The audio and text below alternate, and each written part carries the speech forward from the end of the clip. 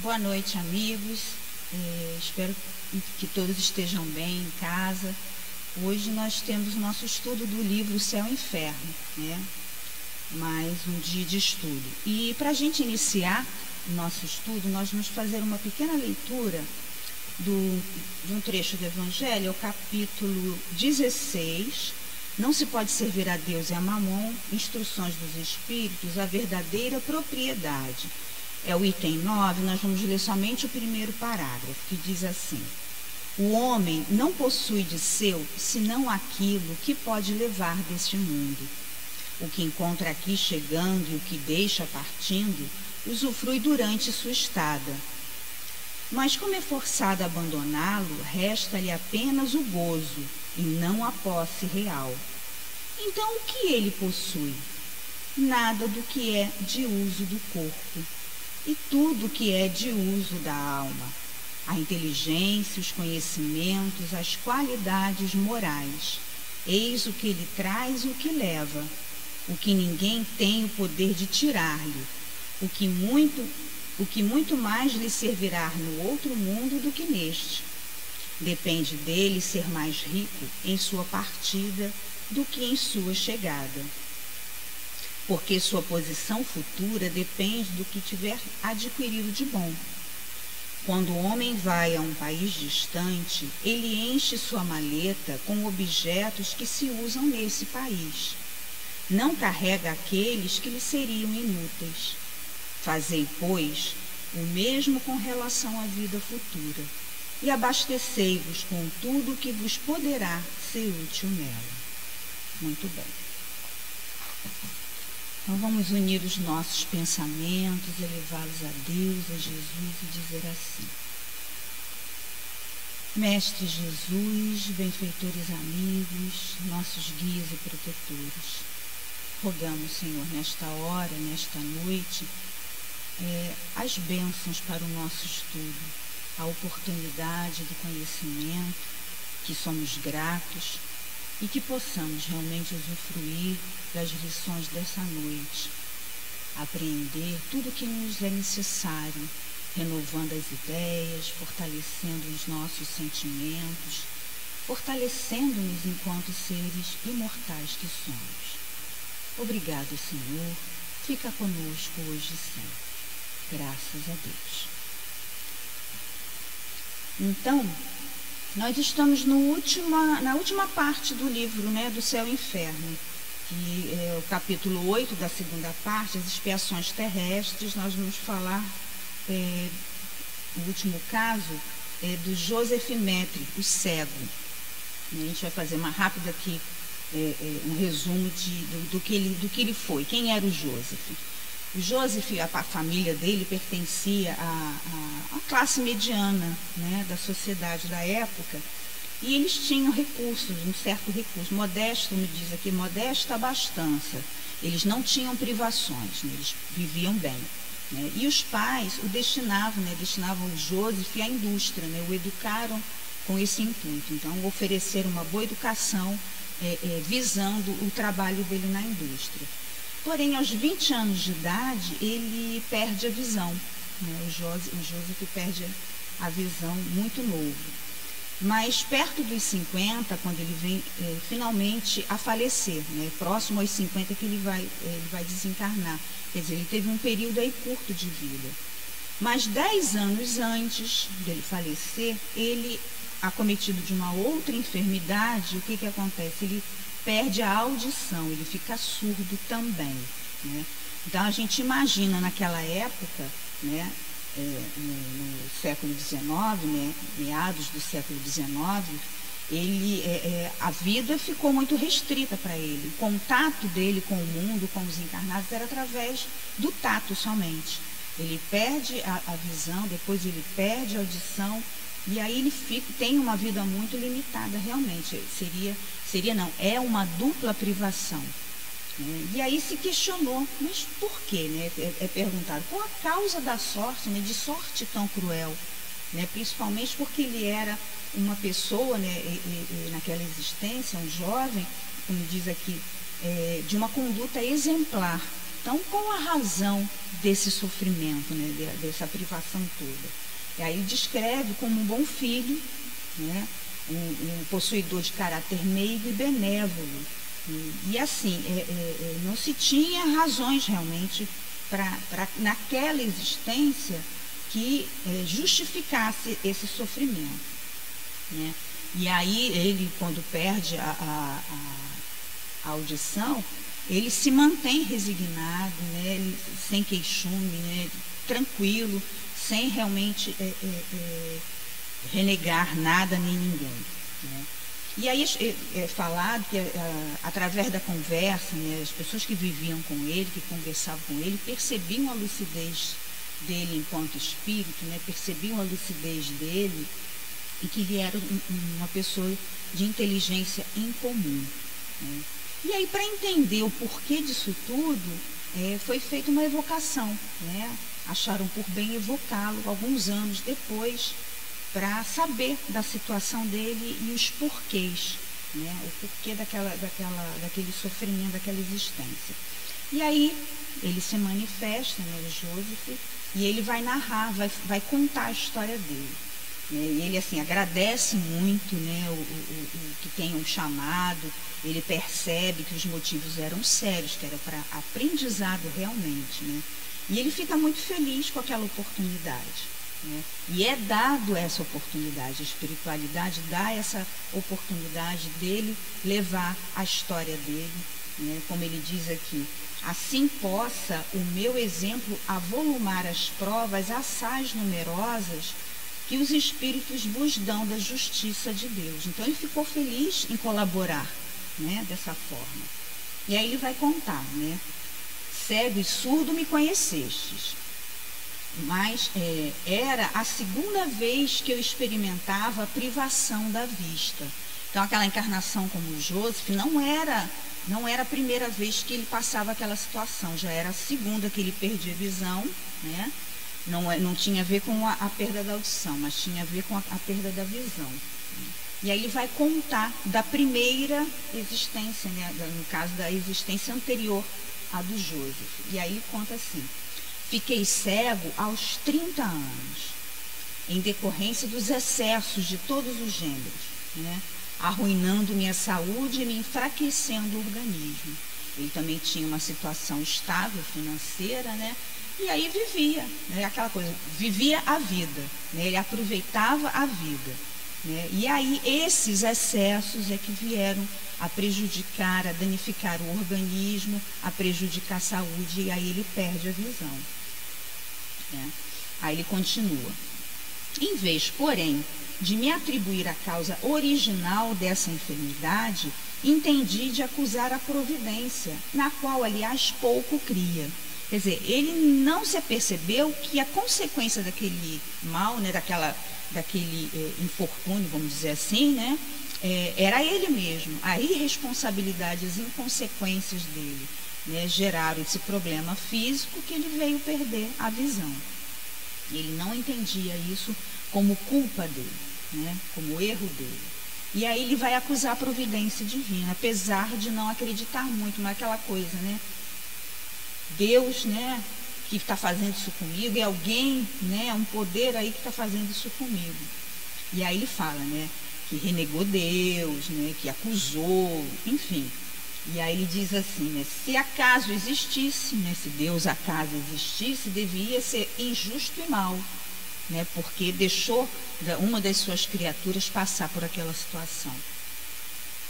Entretanto, eu devia dar-me ainda por feliz, isento como estava de mendigar o pão, à feição de tantos outros míseros cegos como eu, né? Porque, como a gente viu antes, né, ele tinha uma certa condição, ele aproveitou dessa condição, né, com os excessos e tal, e ele não se deu conta que ele não precisava, como ele mesmo disse, mendigar o pão, né? Ele não precisou, porque era muito comum as pessoas que não tinham como se prover materialmente, acabavam muitas vezes não tendo família, não tendo quem auxiliasse, acabavam, né, nas ruas e aí iam viver da mendicância, né? Aquela coisa de pedir.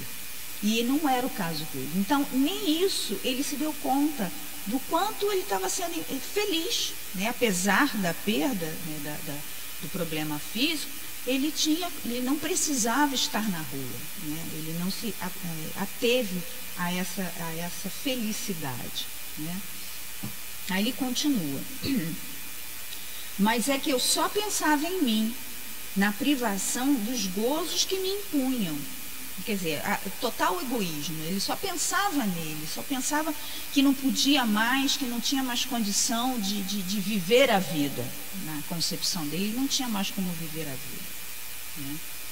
E aí, aquela coisa de viver só o presente, né? Ele diz, né? Tornei-me frenético, exigente.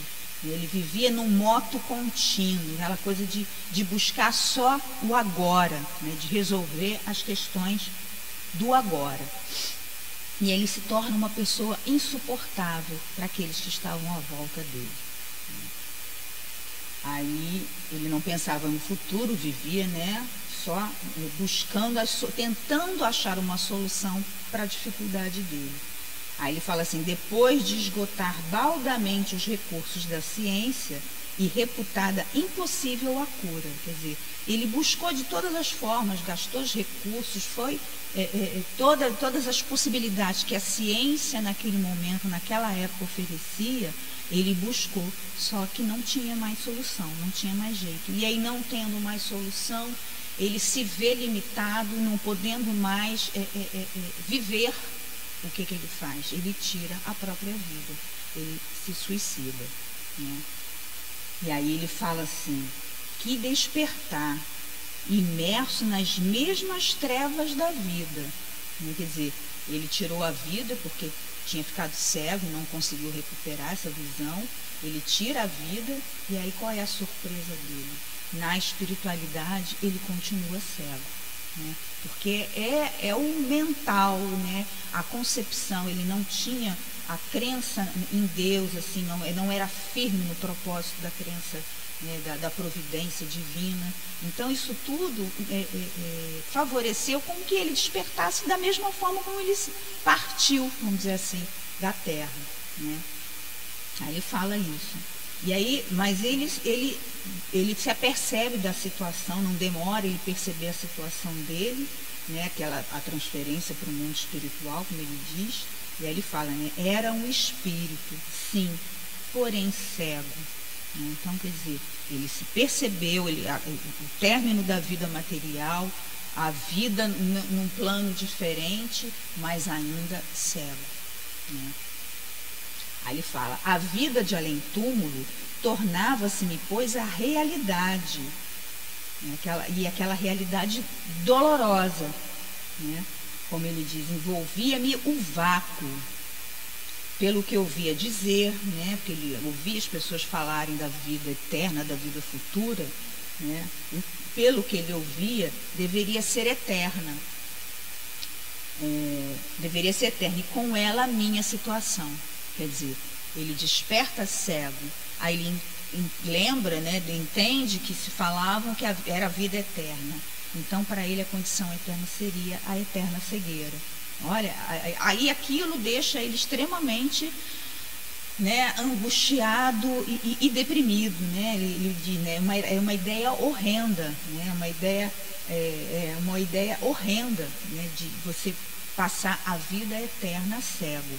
Quer dizer, ele já estava sofrendo, ele tira a vida porque ele não tinha mais a visão, e aí não poderia mais viver da maneira como ele queria, como ele acreditava, como ele gostava.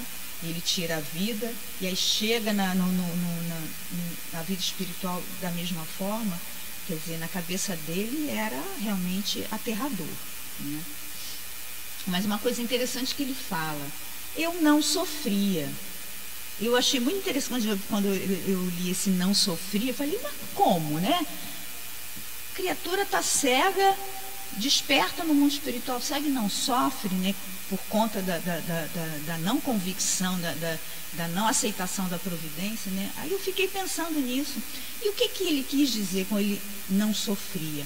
Porque ele não se arrependia, né? Esse sofrimento aqui está atrelado ao arrependimento. Ele não se arrependeu. Para ele, aquele momento era uma imposição de alguém que não era ele, né? Como ele fala antes, ele não se ateve que a culpa da perda da visão era dele. Então, para ele, toda aquela situação era de alguém que tinha uma força aí superior, alguma coisa no além, que fez com que ele ficasse daquela maneira, né? Por isso ele não sofria, porque ele não se arrependia, ele não compreendia que a responsabilidade era dele. Aí ele fala assim, mas impossível é descrever as angústias e tormentos espirituais experimentados, porque apesar dele não ter o sofrimento do arrependimento, né, de se aperceber perdão, responsável, ele sofria no sentido dos tormentos, daquela angústia de estar cego, de se sentir no vácuo, né? Então, para ele isso era angustiante, era um tormento, era nesse sentido. E ele não tem ideia de quanto tempo isso durou, ele fala, né? Quanto teriam eles durado nesses tormentos? Ignoro. Extenuado, fatigado, pude finalmente analisar-me a mim mesmo e compreendi o ascendente de um poder superior que sobre mim atuava. E considerei que se essa potência podia oprimir-me, né, levá-lo àquela situação, né, na concepção dele, também poderia aliviar-me. Aí ele implora piedade. Aí nesse momento é que ele vai orar, mas movido pelo cansaço, ele pede clemência, ele implora o auxílio, ele pede ajuda. E aí, naquela coisa do cansaço mesmo, né, já não aguentar mais tanto tormento. E aí ele fala, né, por fim se fez a luz, extremo foi o meu arroubo de alegria ao entrever as claridades celestes, distinguindo os espíritos que me rodeavam, sorrindo benévolos. Aquilo para ele foi o máximo, né? Foi assim, a verdadeira alegria. Ai, que bom, né? Estou sendo resgatado, vou sair desse sofrimento, dessa angústia. Aí ele diz, né? Ao querer seguir-lhes, né, seguir os espíritos, força invisível me reteve. Foi então que um deles me disse: o Deus que negaste teve comiseração do teu arrependimento e permitiu-nos te dessemos a luz. Mas tu só cedeste pelo sofrimento, pelo cansaço, né? Que ele já não aguentava mais. Se queres participar desta felicidade aqui fruída, forçoso é provares a sinceridade do teu arrependimento. Porque aí o verdadeiro arrependimento, ele vem exatamente do reconhecimento dos erros, né? Do reconhecimento da responsabilidade sobre os próprios atos, né? E aí isso acontecendo, esse arrependimento sincero, as coisas se modificam, né? Aí eles falam para ele assim, é forçoso provares a sinceridade do teu arrependimento, as boas disposições, recomeçando a prova terrestre em condições que te predisponham às mesmas faltas, porque esta nova provação deverá ser mais rude que a outra, né? E aí é quando ele encarna, né, como Joseph, aí por que é mais rude? Porque como Joseph, ele perde, além da visão, ele perde a audição também. Aí ele vai falar disso. Aceitei pressuroso, prometendo não mais falir, né? Porque quando os espíritos falam aqui, ele narra isso, mas existe aí o esclarecimento, né? Foi feito o esclarecimento e ele se apercebeu da culpa, né? E aí ele percebe a responsabilidade dos próprios atos. E aí ele aceita, né, essa nova encarnação. Não me foi difícil compreender a situação, porque eu não era mal por índole. né? Então foi fácil, à medida que foi esclarecido, ele aceitou claramente, né? Ele reconheceu prontamente a situação, porque ele não era um espírito mau, ele era um espírito ignorante, imperfeito, inconsequente, né? Mas ele não era um espírito mau. Então, por isso que ele diz, né? Reencarnei trazendo a fé inata, razão porque não murmurei, mas antes aceitei a dupla enfermidade resignado, né? Quer dizer, a questão do verdadeiro arrependimento, porque parte da compreensão, né, da responsabilidade dos atos, e aí isso trouxe a ele, ao íntimo dele, a fé. Por isso ele fala, né, que reencarnou com a fé inata, porque aí ele houve a compreensão de tudo. E isso faz toda a diferença na vida, né? A doutrina, a gente deve agradecer muito a Deus, a Jesus, a Kardec, né? Porque a doutrina nos proporciona exatamente isso, né? O entendimento, a compreensão de tudo que a gente vive. A gente pode até não ter a noção precisa do porquê, né? Mas a gente sabe que existe uma verdadeira causa e uma causa justa, né? Então, o fato de compreender que existe uma causa justa já nos dá um outro conforto, né? A gente já respira de outra forma. Faz toda a diferença, sem dúvida, né? Aí ele continua assim: aceitei a dupla enfermidade resignado, como expiação que era oriunda da soberana justiça. O insulamento dos meus derradeiros anos nada tinha de desesperador, né? Porque ele ficou cego aos 20 e antes dos 50 ele desencarna, mas 10 anos antes, digamos lá com 40 anos, 35 ou 40 anos, ele fica surdo. Então foi um período aí, a vida de um modo geral foi pequena, né? Porque perto dos 50 que ele desencarna, não com os 50 completos, mas próximo aos 50, então foram aí uns 40 anos mais ou menos, né? Uns 30 anos que ele fica naquela situação que não foi fácil, né?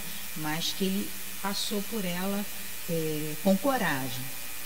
Aí ele diz assim: o insulamento não tinha nada de desesperador, porquanto me bafejava a fé no futuro. Ele sabia que existia a felicidade, ele encarou, ele sabia que era necessária aquela situação, né? Esse insulamento me foi proveitoso, porque durante a longa noite silenciosa, minha alma mais livremente se alçava ao eterno. Então, no que ele ficou, naquele silêncio, né, sem a visão, sem a audição, ele no íntimo, aquela introspecção favoreceu o equilíbrio, a fé, reforçou a fé, e aí o entendimento, né, através do pensamento, quer dizer, toda a resignação, a aceitação, o entendimento fez toda a diferença naqueles últimos tempos dele. Aí é muito legal que ele fala isso, né?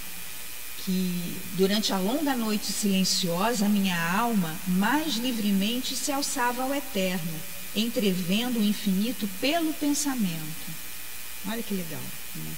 Quando por fim terminou o exílio, o mundo espiritual só me proporcionou esplendores, inefáveis gozos. Olha a diferença da chegada dele no mundo espiritual. Antes, né, na experiência, na encarnação anterior do Joseph, ele quando desencarna cego, ele chega cego no mundo espiritual, né, e tem todo aquele tormento. E ele, como Joseph, quando desencarna, a chegada ao mundo espiritual já foi diferente, já foi de felicidade para ele, né? E aí ele vai explicar, é muito legal, que ele diz assim: o retrospecto ao passado faz que me julgue muito feliz, relativamente, pelo que dou graças a Deus. Quer dizer, feliz relativo, uma felicidade relativa, né? Porque ele já tinha cumprido uma etapa, ele expiou o mau uso que ele teve dos bens, né? Da vida material, do corpo, né? Que ele, vamos dizer assim, prejudicou na encarnação anterior com os excessos, né? Que ele danificou com os excessos. Então, na encarnação como Joseph, ele expia essa questão, né? Ele se acerta com a lei através dessa vivência, né? Aí ele dá graças a Deus. Quando, porém, olho para o futuro, vejo a grande distância que ainda me separa da completa felicidade.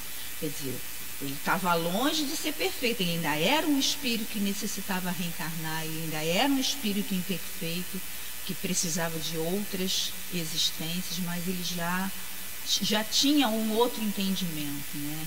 Então já era um ganho para ele muito grande, né? Aí ele fala, né? Tendo já espiado, ainda me faltava reparar, porque até então ele espiou o problema que ele causou a ele mesmo, o dano que ele causou ao próprio corpo. Então ele vai espiar, vai entender que ele não pode utilizar dos recursos sem responsabilidade. E aí ele espia essa situação. Agora ele precisa reparar. Reparar o quê? Né? Aí vamos entender. A última encarnação só a mim aproveitou, né? Só ele aproveitou. Pelo que espero recomeçar brevemente por existência que me permita ser útil ao próximo, reparando por esse meio a inutilidade anterior, porque até então ele só usufruiu dos bens materiais, usufruiu do corpo, né? E aí, o que ele fez da vida? E aí a gente dá um pulinho no céu e inferno mesmo, só que lá na primeira parte, no capítulo 7 da primeira parte, onde a gente vai falar do Código Penal da Vida Futura. Eu só vou pegar um código, que é o 6º código, onde ele diz assim: o bem e o mal que fazemos decorrem das qualidades que possuímos. Não fazer o bem quando podemos é, portanto, o resultado de uma imperfeição. Né? Sempre frisando imperfeição. E aí o fato de ser imperfeito não significa que seja mal, tá? Se toda imperfeição é fonte de sofrimento, o espírito deve sofrer não somente pelo mal que fez, como pelo bem que deixou de fazer na vida terrestre. Por isso que ele fala, né, o Joseph fala, né, que ele anseia por uma nova existência onde ele possa ser útil. Porque até então, as existências anteriores, ele não produziu, né? Ele não houve como é que se diz? Não foi produtivo, não foi, ele não acrescentou. E a gente lembra, né? O que Jesus fala para a gente, né? Sois Deus, não, faça brilhar a vossa luz, né? Que brilhe a vossa luz, porque nós somos co-criadores também. Nós estamos aqui com todas as nossas imperfeições, com todas as nossas limitações. Nós estamos aqui para contribuir na criação, né? Para contribuir para o progresso dos que estão à nossa volta também. Nós trabalhamos por nós, né? No que fazemos o bem, no que somos produtivos, estamos agregando a nós mesmos e estamos contribuindo para os outros, para a sociedade, para a família, para aqueles que estão à nossa volta. Então, o quanto que isso é importante, né? E é muito legal isso que ele fala, né? Reparando por esse meio a inutilidade anterior, que só usufruiu e não deu nada em troca, né? Aí ele finaliza assim: amigos, eis aí a minha história, e se o meu exemplo puder esclarecer quaisquer dos meus irmãos encarnados, de modo a evitarem a má ação que pratiquei, terei por principiado o resgate da minha dívida. Né? Isso é muito bom, é muito importante, né?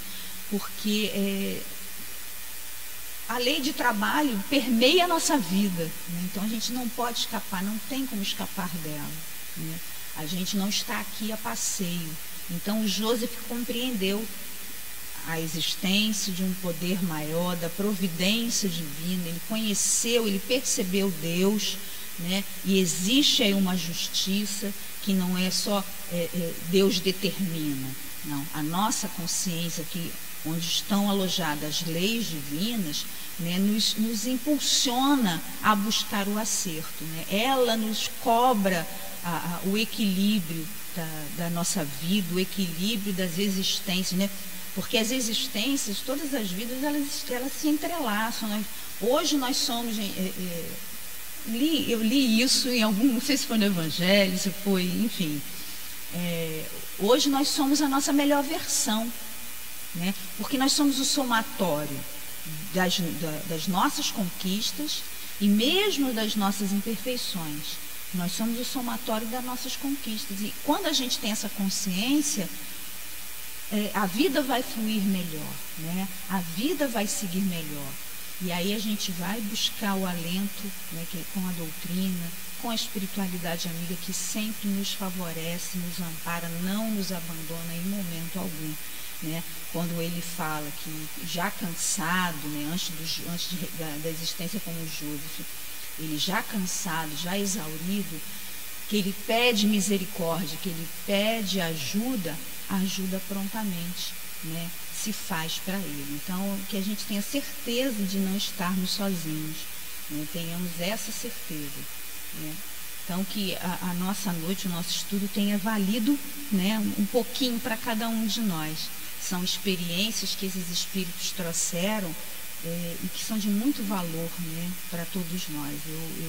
Eu acredito nisso, eu espero isso certamente. Então, que a nossa noite seja de paz, que a nossa noite seja de alegria, que possamos, mesmo dentro de casa, que a gente possa fazer um pouquinho, né, através das nossas ações com os nossos familiares, através da prece, que é o grande recurso que Deus, né, que Jesus nos ensinou, né, que a gente possa realmente aproveitar e ser útil, né, nas nossas limitações, mas que nós sejamos produtivos verdadeiramente, né? Deus conta conosco, tá?